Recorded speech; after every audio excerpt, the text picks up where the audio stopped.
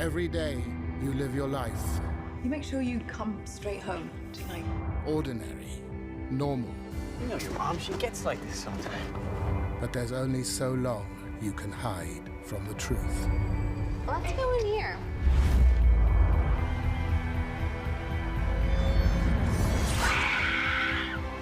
Larry, what is it? You didn't see that? What are you looking at? Why can I see you and no one else can? You're not a mundane. What is a mundane? Someone from the human world. Well, if not a human, then what am I? You wouldn't believe me if I told you. Hey! There's spoilers! This is gonna be full of spoilers of the movie, and at the end of the video it's gonna be full of spoilers of the previous, like, it's gonna be what the movie spoiled And what for the the book. for the rest And of the if series. you haven't read the book, I've only picked out 2 quotes from the book, even though there's like tons here. And I will be talking a lot about what happens in the book that doesn't happen in the movie, so that will be spoiling as well if you are reading the book. So if you've read the book or you've watched the movie, Or carry on. if you don't really give a damn, which normally happens to me, and I spoil every No, book that I've read, then carry on. no, don't spoil it. Hello. We are going to do a Movies versus book review on the Mortal Instruments. City of Bones. As you could tell, I read the book. I think it's hard to explain how I feel about it because I've watched the movie as well. So what's your opinions on the movie? Demi watched the movie first, and I liked the movie, but I haven't read the books. I think I probably wouldn't like the movie if I read the books. Characters they used in the book to the movie, I think they've done really well, but Gemma disagrees with Jace, even though I love him. I've read the first chapter of the Mortal Instruments. I didn't like Jace. See, I thought he loved was him. too skinny. I didn't like him. He was skinny, but Because if it's Demi had, Jamie Campbell if Demi Bower. had the original cover, you'd be able to see there's like Jace here, and Jace on the front of the cover is like hotter than Jace. See, that's Alec.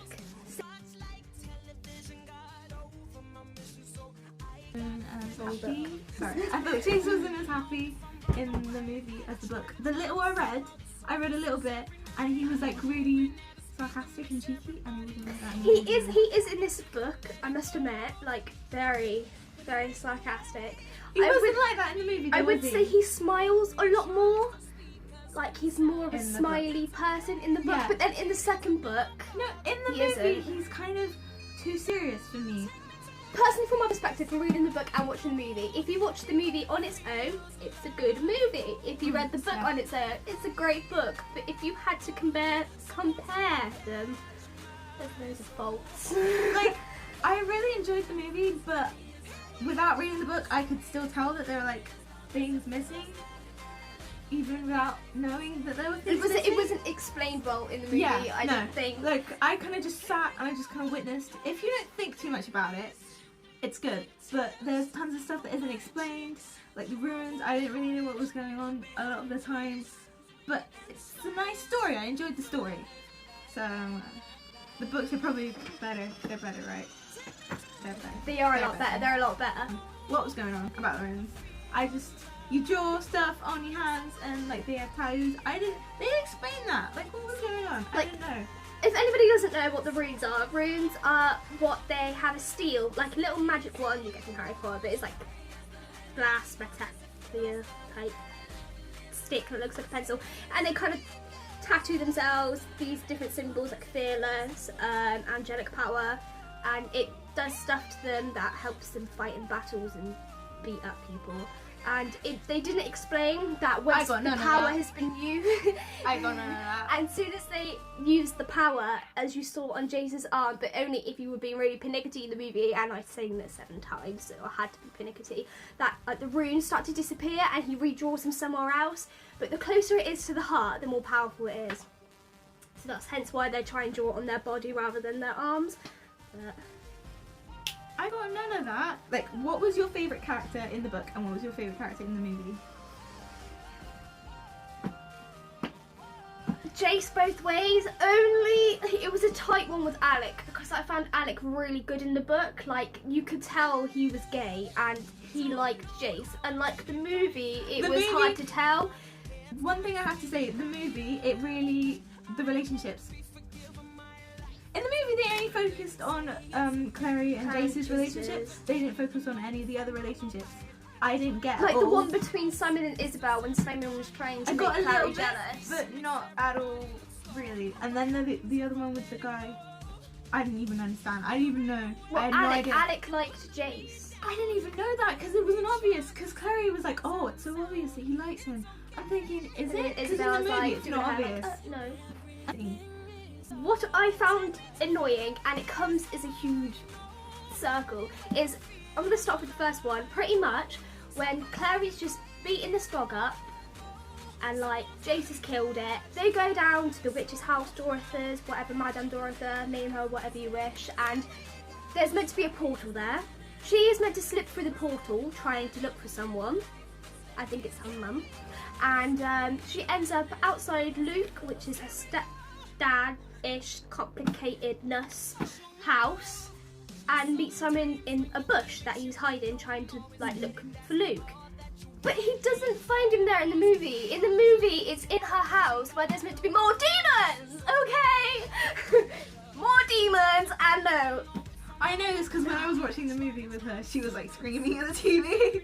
literally, there's like we watched it again today, and you were saying everything that was wrong with it. You didn't stop talking. I did. What else was the big difference? The order of the book, like compared to the movie, it was a big mix-up. Like the calf situation. I think it's the calf. Yeah, she was at the calf first, so it wasn't. She wasn't at home. I think. Yeah, she wasn't at home. It was literally outside the club. The first thing, they were outside the club, and you had the bouncer that was like crossed arms, and he's like, "Oh, you can't get through." She's like, "Oh, what's that symbol?" Then that devil guy with the brilliant, beautiful blue eyes is like, "Oh, let her in." And they go in, have a time.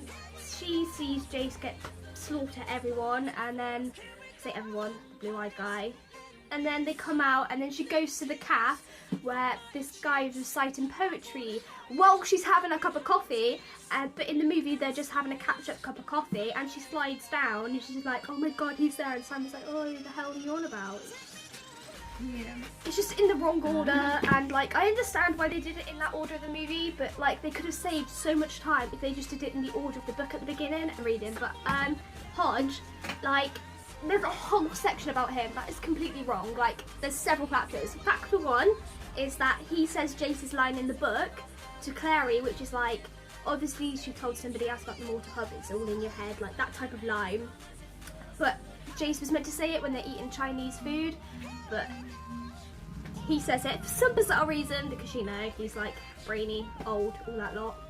And then when Valentine comes, oh, it's gonna be loads of spoilers, I'll just say spoilers at the beginning. But when Valentine comes, like, in the movie, it doesn't show why he wants to go outside, because the reason he can't go outside is because they had this clave and he was going to leave it, and Valentine put this huge spell on him saying that you're not allowed to go to the outside world. It will like pretty much just kill you slowly. But it doesn't explain that in the movie. In the movie he just says, "Oh, we had a promise, can you break it?" And we're like, "What? Break what?" Yeah, no, I didn't get it. And like, if you read the book, you'd understand. But I guess because Gemma hasn't read it, she's like, "What is he on about?" Yeah, no, I didn't understand. Alright, the other thing was the garden bit where they kissed. Oh my God! Now Okay, I look like a mess. Why was Demi Lovato there? I didn't feel like she needed to be there. That annoyed me. I can't stand knowing it's the chick. Right, Demi Lovato. I get it, she's a brilliant singer, all of this. People compared me to her to spell my name right, but literally, like, her songs are for Disney Channel. I've known her for Disney Channel, like, Sunny with a Chance. Camp Rock, that's all I'm looking for. She's done, like, songs that are for Disney. Frozen, okay? You can't just have... It's the cheesiest song. Yeah, and it doesn't need to be cheesy, it just needs to be nice. It was like... throughout the whole movie there wasn't really any songs, and then all of a sudden there's this huge pop song right in the middle out of nowhere. And me and Debbie were saying they should have used the last song at the end of the movie when she's like cleaning her house. And there's a song there. Yeah, they should have used that song, or like a quieter song, but it was like out of nowhere. Or a song with no lyrics. Yeah, because you know, when they were kissing, that pretty much explained the whole situation. When the Midnight Flowers were coming and the sprinklers, like the cheesy cliche stuff that's happening, they didn't need Demi Lovato to be like heart to heart. Yeah, I know, the sprinklers made it cheesy enough.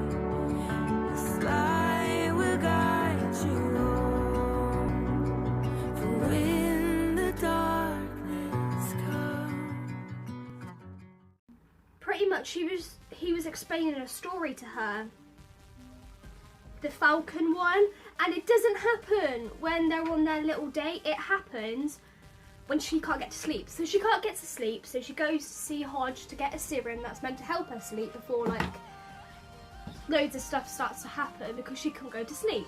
I said that in loads of sentence sleep. And she drops it and she has a go at Jace, and then like they just sat on the bed and he tells her a story, and it was the story of the Falcon and the dad. That's meant to happen then, not when you're gonna tell a birthday girl you love her by telling that your dad killed a falcon. Yeah, no, okay? it didn't make sense. It did not fit the whole scene. It's like me going to Gemma, right? And be like, oh yeah, there's a story. I killed your hamster, and then 3 seconds later, slogging her face down the stairs. It doesn't work. It just doesn't. Not one bit. Like in that situation, it was a story and somehow was meant to settle her. This Jay's guy has some mentally issues with him if he thinks that's some sad story about a falcon dying because his father is a murderer going to settle her to sleep. Well, I don't know what is. I'm doing it all wrong then. If I'm going to bed reading bloody Cinderella thinking that's going to get me to sleep, I might as well be reading the Falcon story over again in my head. I'll fall asleep like a Beauty and the Beast, won't I? Oh. Okay, we're gonna talk about the end. The end.